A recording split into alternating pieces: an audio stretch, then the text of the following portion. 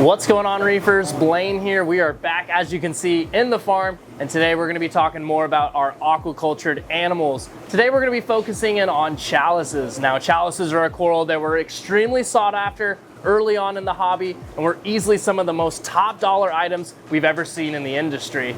Obviously, there are still a ton of strains that are highly sought after.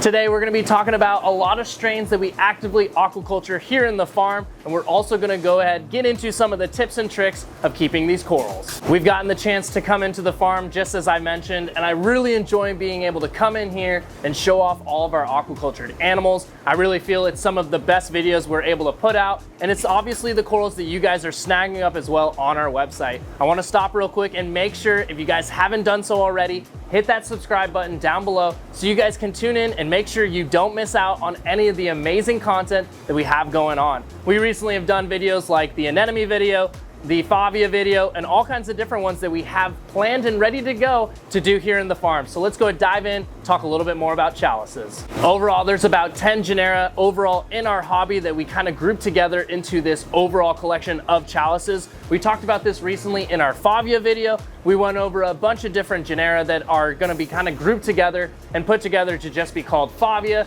We're kind of talking about the same thing today when we're considering our chalices. These corals can be tricky though, and even people with expertise can sometimes misidentify them.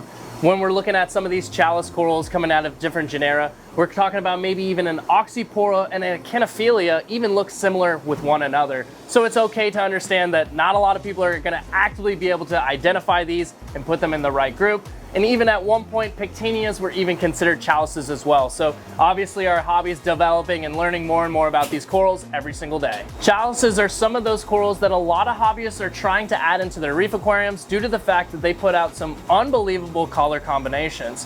When we're getting right into the tips and tricks of keeping these corals, let's talk a little bit about lighting. When it comes to the chalices that we have here at the Top Shelf Aquatics farm, we're keeping them at roughly 70 to about 200 par. So kind of depending on which exact chalice we're going to be talking about. But these are another example, like our Favia we talked about recently, that you can utilize in lower to medium light areas. So if you're looking to fill in your tank, if you have some lower light areas, you're looking to add a little bit of color, these could be some great options to really add some amazing splashes of colors.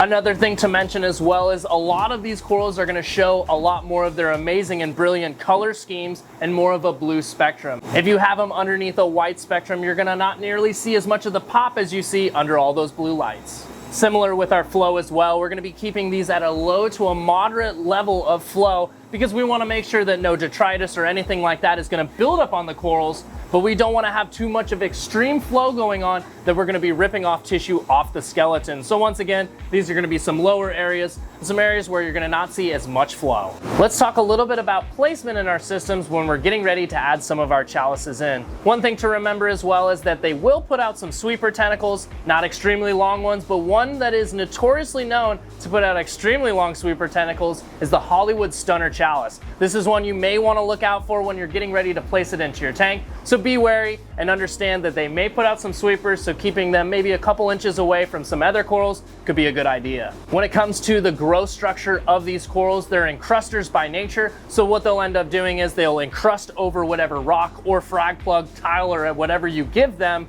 And then as they start to encrust around the base, they'll start to kind of plate out. So something to remember as well, if you're getting ready to add them onto your rock work, remember they may start encrusting out, and sooner or later it's going to really start taking over that side of the rock structure. All right, we've talked about some of the care requirements. Let's do our favorite part. Let's walk around the farm and check out some of our TSA favorites.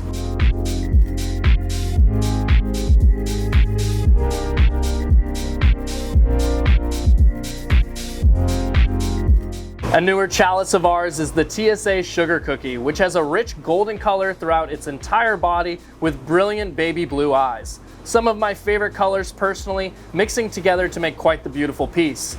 Near the rim of the coral, you will see some wild mixtures of the coral's colors. We always are excited to bring in new releases to the hobby, and the TSA Sugar Cookie is one that has not gotten nearly enough hype in reality. Several of the farm workers are constantly telling me I need to feature this one more, so what better video than our Chalice feature episode to get this one on the channel.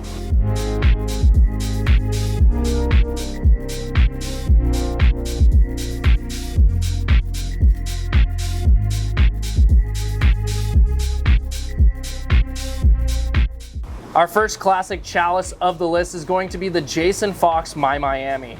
With its signature green rim and blue and maroon colors, has always had people captivated and wanting this chalice for a very long time. A chalice we've had for an extremely long time ever since Jason Fox came out with it, and we've really become happy with it as it's grown out and generational frags have continued to come out of the TSA farm. This is a chalice that can really get going and can grow rapidly under the proper conditions. My favorite part about the My Miami is the amazing burnt orange color you get in the eyes of the chalice. They just contrast so well overall with the coral's main colors.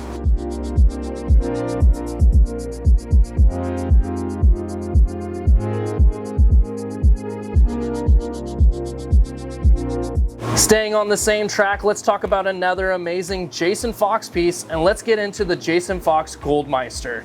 The name really says it for itself, and the gold speckled throughout this coral is unbelievable. The first time I saw this coral in person at the farm, I was genuinely shocked at how vibrant it truly was, and just how well the gold contrasts off that maroon main color.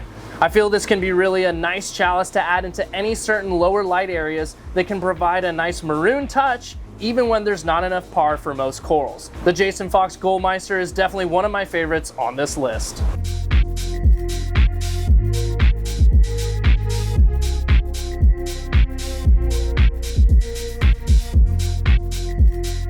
The classics keep on rolling in with also a little bit of a twist. The Jason Fox Raja Rampage is a chalice that most reef keepers have at least seen or heard of. We have several colonies around the facilities that have grown to astronomical sizes.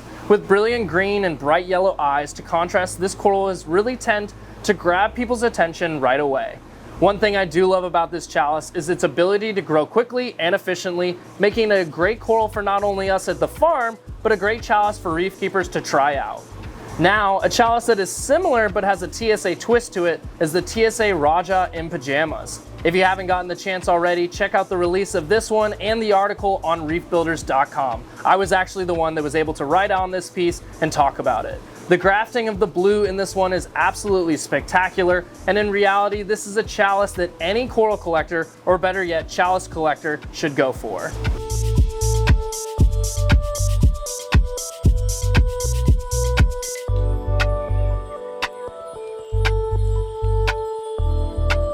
Once again, another classic on our list, the 3G Mummy Eye Chalice has been around for quite some time and is one we've been growing in the farm for very long as well.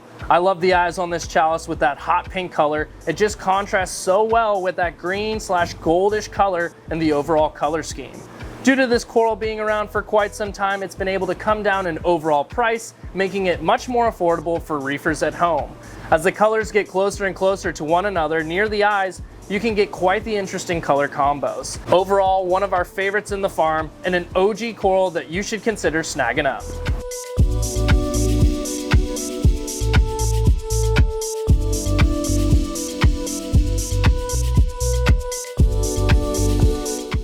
Obviously, we're just scratching the surface when it comes to our chalices and all the different kinds we have here at the TSA farm. We have a ton of different ones like the Cloudberry, the El Diablo, and a ton of different rainbow chalices as well. They're obviously worth grabbing up and having in your home reef aquarium, but the 5 that we've talked about today are just some of the farm's favorites and some of mine as well that I thought were worthy of sharing here on the Chalice feature episode. Every time I get the chance to come into the farm, I have a ton of fun talking about all of our aquacultured animals here at Top Shelf Aquatics. Whether it be the chalices, the fabia, or any other future video, I wanted to shout out to you guys. If you guys have any specific groups of corals or species you want us to focus on, do one of these coral features, let me know down in the comments below and I'll make the content you guys are looking for. If you guys are looking at snagging up any of the chalices we talked about today or any of the other chalices we have here in the farm, head over to our website now and grab them up. If you guys have hung out all the way till the end, I want to say thank you so much. Be sure to like, subscribe, and hit the bell notification so you don't miss out on any future uploads.